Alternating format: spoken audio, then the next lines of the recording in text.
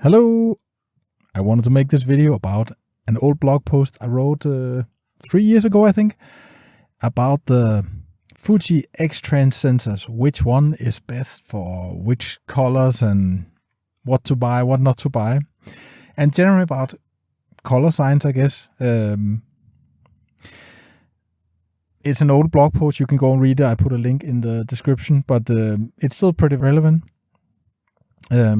First of all, this video is going to be a little bit simple, even more simple than my previous simple videos. I'm in my summer house with my wife and son, and they're sleeping right now, so I'm just sitting here outside in the car and record this while they sleep. Hopefully in the future I'll be making some more like interesting outdoor videos or something, but for now, I'm a busy dad. This is going to be everything I can produce for now. Second of all, the topic, color science, why is it important? I hear a lot of people who say, oh, it doesn't matter. Or, if you are those types who really edit the colors in your photos a lot, like shift the colors to different directions. For example, are you one of those HDR types who really go all out and crank the situation to 2000%? Or are you one of those types who apply some of those kind of really heavy Instagram kind of presets where, like teal and orange looks, or orange and black, or whatever? You see those kind of extreme looks on Instagram. Or are you one of those types who want to make it look more like analog film, where you kind of apply some like Kodak portrait preset or something, which I think that can look really good? Are you one of those types? Then I don't think what I'm going to say now is really going to matter, because then you probably use any camera. But I think for a lot of people, me at least, the photos you get from your camera, like for me at least, I don't really do that much to them. I kind of like the look you get out of the cameras, and I also think it's kind of interesting to see what they produce. And to me personally, I think when you apply those kind of heavy presets, I don't like it. I think every time I look at the picture, I would have gone all out with some kind of preset look. I always regret it afterwards. But it's totally fine if you enjoy that. I just want to say it because when I hear people discuss color science or something, I often see people who kind of deny that it matters, and I often look at their pictures and I can just see that, of course it does matter to them, because they enjoy a different kind of look to their photos. And then there's also some people who just completely deny that there's any real difference between the colors in color sensors. Not something you can just easily fix with a little bit of color change. For example, I remember there was a video a few years ago by Tony Northrup. He made like a vox pop where he kind of interviewed people the people filled out this questionnaire while they looked at pictures on his YouTube video, and then based on that questionnaire, he could kind of say color science doesn't matter, because these people who have filled out this questionnaire and looked at these super compressed generic photos he had taken, based on their replies, it doesn't matter. And it's like it's a little bit like saying I've asked 1,000 people about a scientific topic, and they said it didn't matter, so it doesn't matter. Or like you cannot base those kind of things on the majority. Most people don't have the eyes for those things. I would say only people who are really into photography probably have the eyes for those things. So for me, it definitely matters, and it matters so much that I'm like, I don't even understand how some people can deny it. Maybe they are colorblind, or like I also say, maybe they just enjoy a different look to their photos. But I think when I was, I started shooting Fuji 10 years ago. My first camera was Fuji X-100S, and then I kept upgrading, to get a better and better camera. And then I think around the X-T3, I realized that actually there was something lacking in a way. And that's actually when I start to look backwards and realize, yeah, okay, there's some things you get with the new cameras, but there's also some things you maybe, the new ones maybe lack. So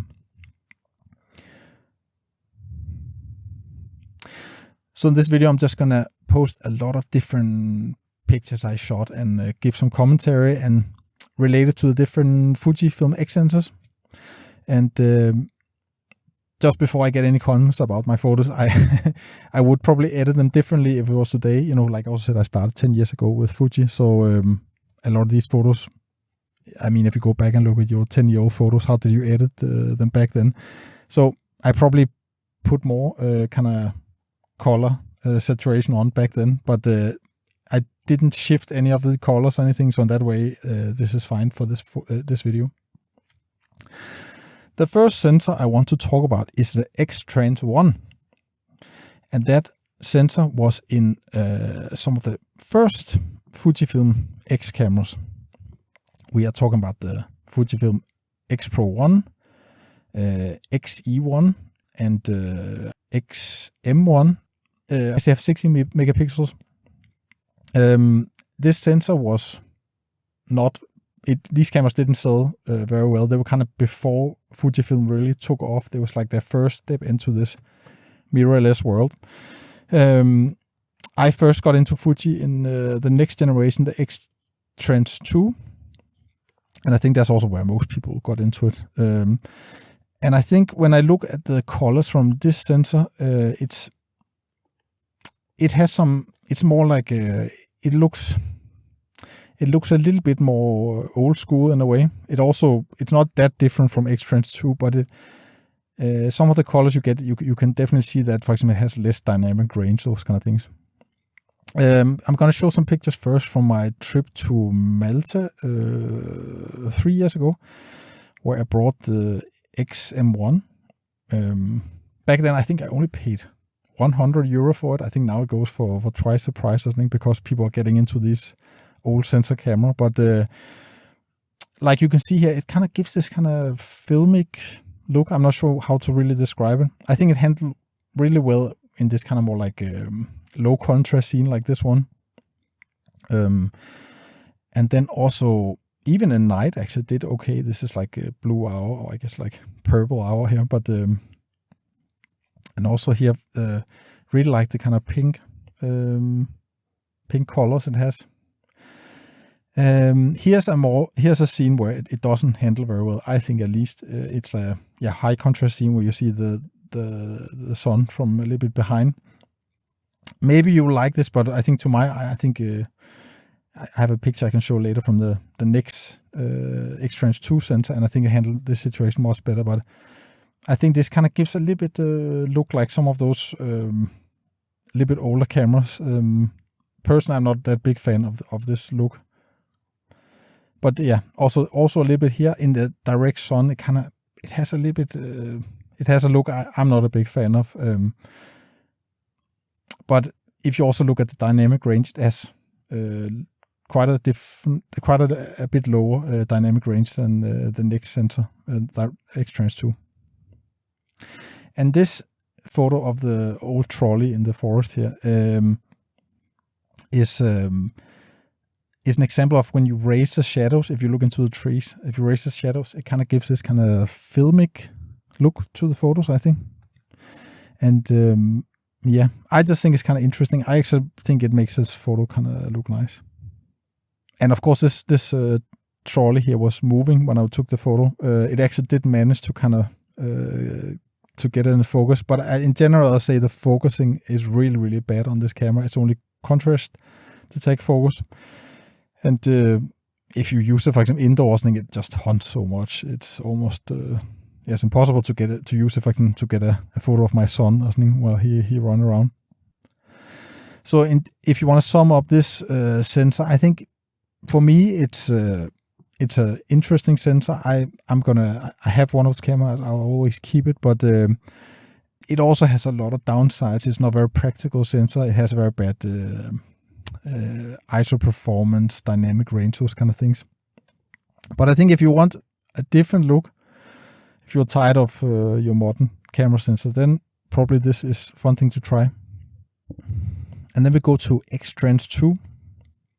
And let's start here with the first photo I picked. The reason why I picked this photo is because, to me, the X-Trans II, the thing it actually is the best at, that the other cameras are not good at, or the other sensors are not good at, is the yellow or the orange colors. I think they're really nice on this sensor, and I can also show you in some of the later photos how the other sensors, they often produce yellow with too much orange in, or too much red in, or too much green in, or something like. I cannot really get it correct with those sensors, but on this sensor, it just kind of straight out of the camera. It looks really, has this kind of very golden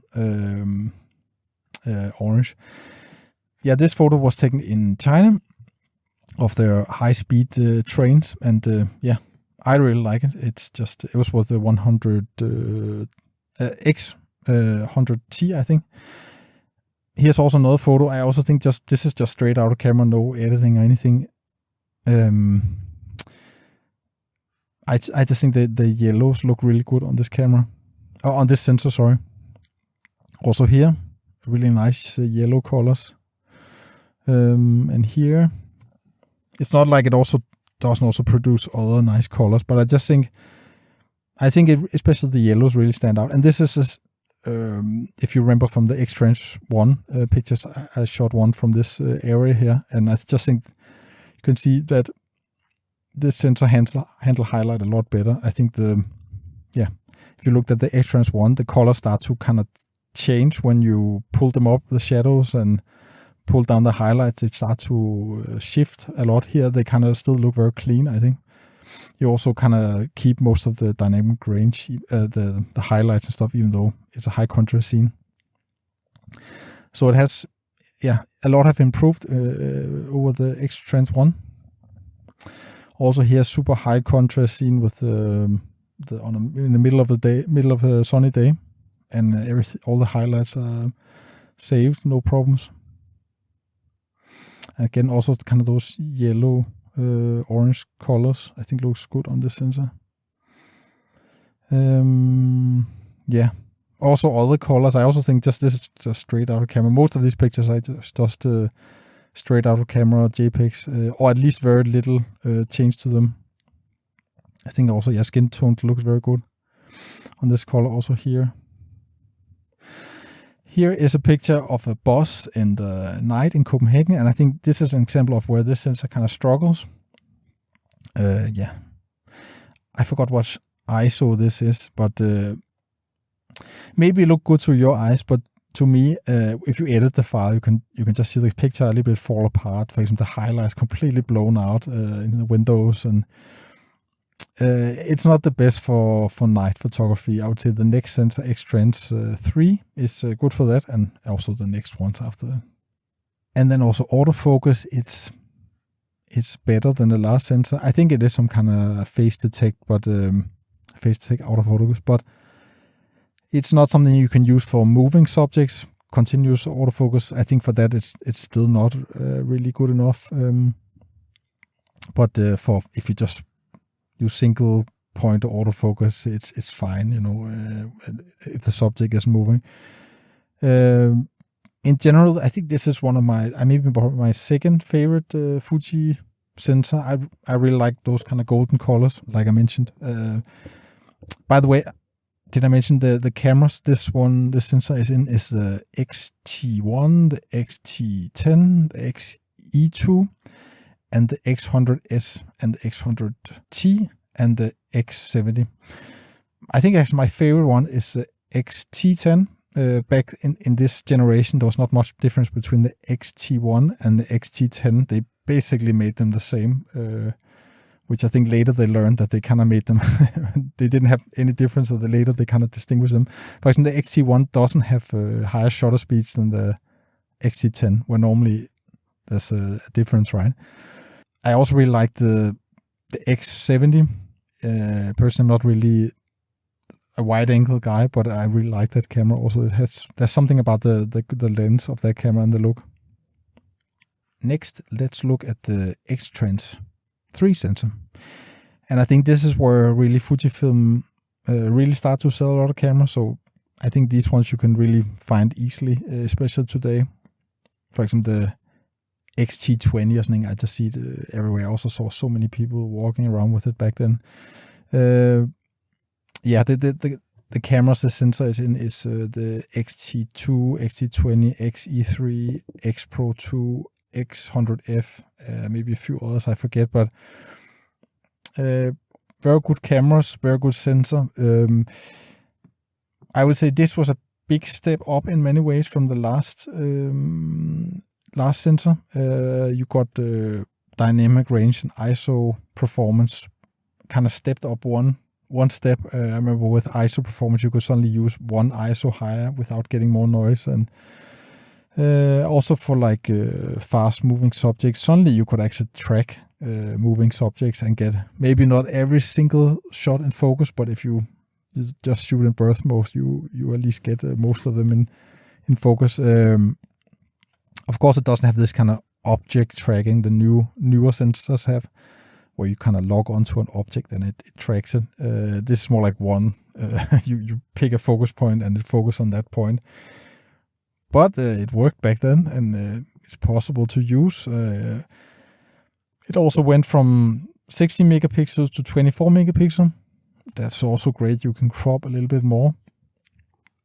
I will say the downside is that there's some of that little bit filmic look that got lost in this sensor. Not that this sensor doesn't have nice colors, because it has a little bit different colors, I would say. Let's look at some of the pictures here. The first one I pick is this one, the guy walking down the long row of tractors here.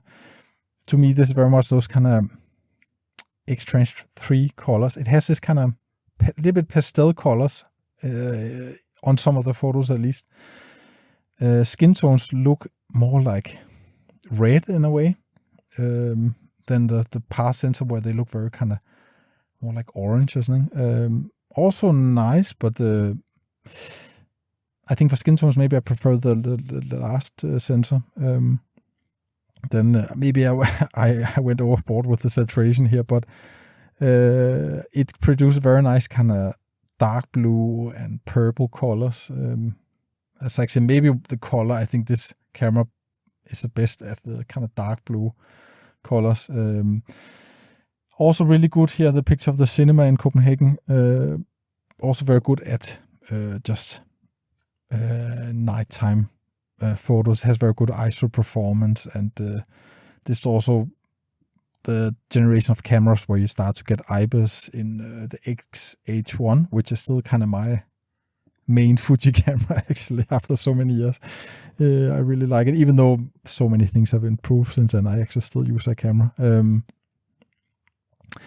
And like I also mentioned, moving subjects here,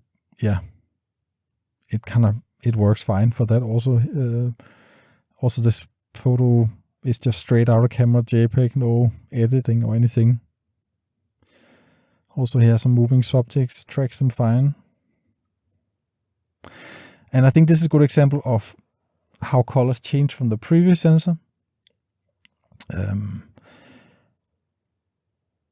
You can see here, this is shooting directly into the sun. And I would love to get that really kind of golden yellow color, which you saw on the last sensor, X-Trans II. But here you kind of get this kind of red cast to the yellow colors, and I try to fiddle around with it in Lightroom for hours. I can never really fix it. Someone's probably gonna yell at me that it's so easy to fix, but I cannot get it to look the way I want, at least. I think it's actually a good photo. So I wish I would have shot it with the X-Trans II camera, but you can still also get kind of nice golden colors. Also a little bit here, for example, in the background, you can see I think it's very nice colors here actually. And here's some of those purple colors I was talking about. Here an indoor scene. Yeah, it's It's a good sensor. It's probably my favorite one because it's so versatile. You can use cameras with this sensor for everything, right? It got to that point where it had everything. Had fast subject tracking, had good ISO performance. It also had 4K video recording, all those things you need. You maybe lost a little bit of that Fuji color magic, but it's still pretty good. So this is probably my favorite sensor, I would say.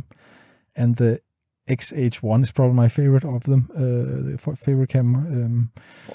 And then we'll move on to the next sensor, the X-Trans I. And this is, like I mentioned in the beginning, this is where I start to realize that, hey, we were maybe going backwards in some things with these Fuji cameras. And I remember I got the X-T3, and I went out with one of my friends, shoot some photos, and I got home and I edited the photos, and it completely fell apart, when I was editing them. It was like high contrast scenes, but I was just, what is going on? I actually bought a Sony camera afterwards, which I also ended up selling again, but I kind of lost a little bit faith in Fuji for some time. I think it also has something to do. Some people said that actually Lightroom was very bad in editing this sensor, so I tried it in Capture One, and no doubt that Capture One is better at editing Fuji files, and especially this sensor. Some people I've read that some people say that Lightroom, Adobe, Camera Raw, whatever, has improved on this sensor later, but at least when it came out, it was very bad at handling these files. And like I mentioned, this sensor was in the X-T3, it was in the X-T4, it was in the X-T30, X-E4, X Pro 3, X100V, and XS10. I think to me the two biggest feature of this camera is the improved autofocus. Like I mentioned, with this sensor you get this kind of object tracking focus where you can just pick up an object and it will lock focus onto that. I think it's not in some of the cameras originally, but they kind of updated with firmware update, and to me, that's a very useful feature, so that's great. Then it also has 2 more megapixels. It goes from 24 to 26 megapixel. Can you tell? I think actually in a few situations I noticed there was a little bit more like clarity or kind of, I'm not sure if it's sharpness or it's more like it looked, more clear when you look at the picture. But it's only very few of the pictures I noticed that, so I'm not sure if it really has any difference with the resolution. Then for video people, there's also kind of added all this like 10-bit video recording and stuff, and that's great. We are just only talking about photography right now, but the first picture I'm going to look at is this one here of the girls biking. Like I mentioned, autofocus is improved on this camera. Now you can just lock on an object and you really get all your photos in focus. This photo, you can probably not see it on YouTube, but I think for me there's it looks more clear somehow, the photo. I think there is something improved with the sharpness of the sensor in some photos, like I mentioned. And this actually a crop, I think I cropped quite a lot, and it still looked pretty good, so it also shows you can actually crop with this 26 megapixel sensor. This picture is actually one of the pictures I mentioned where I kind of start to lose faith in this sensor. I think it just looks so terrible, the colors. It was a really nice day. The sun was kind of in the right position on the left side over there, but it just looks like garbage. I tried to edit this photo in so many ways, and there is something with the sensor that sometimes the pictures just fall apart, which I haven't really noticed with the past sensors. Yes, of course, the first X-Trans I, but also in Capture One. So, and here again, the yellow colors, they don't look good on this sensor. It's a little bit the same as the previous X-Trans I sensor. It also didn't look good there. X-Trans II is really where the golden colors look the best. And here's a night photo. I actually think I liked the blues, dark blue, better on on the X-Trans I sensor, which I also mentioned. But otherwise a nice photo, I think. Also here a night photo. So to sum it up, you get some more advanced features, but you maybe also lose some of that, even more of that Fuji color magic that some of the previous sensors had. It's not much. You can still get very nice colors on this sensor. I remember when it came out, there were some people who said actually the ISO performance went down with this sensor. I couldn't really see that myself. I think actually my high ISO shots looks pretty good with this camera. And like I also mentioned, there's something with some of the photos, high contrast photos, where they kind of fall apart. So this definitely not. It's probably my least favorite Fujifilm sensor out of them, but it also has its place, I guess. Then there's of course the last sensor, which is the X-Trans IV, and that's something that came out after I wrote this blog post. I'm not going to cover it here because I don't have one of those cameras. I plan to buy one probably within the next year or something. So maybe I'll update here, or maybe I'll write a blog post about it or something. But I borrowed an X-T5 from a guy I know for a day or something, and so I tested it out a little bit, and to me, I couldn't really. I think to me it kind of looked like the X-Trans IV in color-wise. I have to do more testing to really give an opinion of that. So, and also if you are interested in the Fujifilm GFX, I have tested the Fujifilm 50S2, and I think that camera was a little bit disappointing to me. I think the cameras didn't look like Fujifilm cameras at all. Of course, you had all the film presets and stuff, but they looked more not Fuji in a way. They looked more boring to me, so that was a bit disappointing. I also have a blog post about that if you want to read more about it. To me, I really like the X-Trans III, for example, the XH1. I really like that camera for night photography. I also like the X-Trans II, like I mentioned, for example, T10 or something. I think it's a great little camera for those, more like day photos, sunset photos, those kind of things. I think those two sensors are my favorite. I also like the other one, so it's not like, I think I actually sold some of those cameras, and I actually plan to buy it back because I actually kind of like to have one of each. But if you only have a modern Fujifilm camera, I would recommend maybe to get one of the older ones.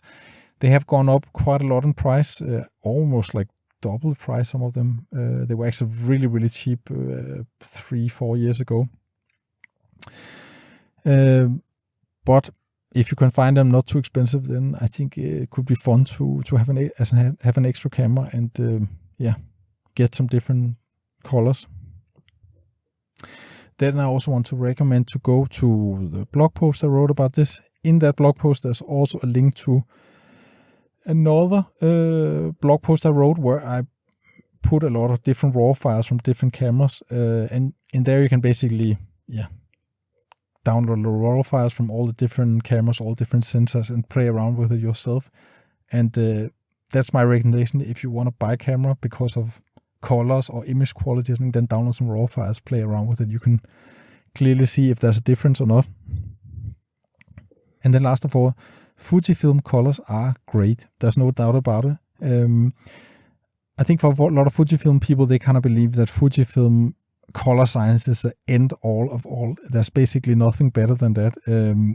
There actually is one camera that has better color science than Fuji, and that's Kodak 645 Pro bag, which is like an old digital bag. It's more than 20 years old digital bag. You can go to my blog, you can read a review about it. But it's a super niche thing, and it's almost never for sale on eBay anymore. But that has the best colors you can get on a digital camera. There's also, if you probably follow all the hype with the CCD sensor cameras, there's also some of those who have okay colors. I will actually say Fujifilm actually have better colors than that, and a lot of those. I also wrote about some of those on my blog, so also check that out. And of course, there's also analog film. Some of those also have maybe more, at least as good colors as a Fujifilm camera, analog film, right? So yeah, there's a lot of things to try out if you are interested in color science on your Fujifilm camera. And then I also want to say that Fujifilm only have good colors if you're taking photos of something that have good lighting. For example, the photo I showed in the beginning with the purple sky in Malta, shot on the X-Trans I sensor. Lighting was good when we were on that island all the time, basically in the middle of the day. It was great, right?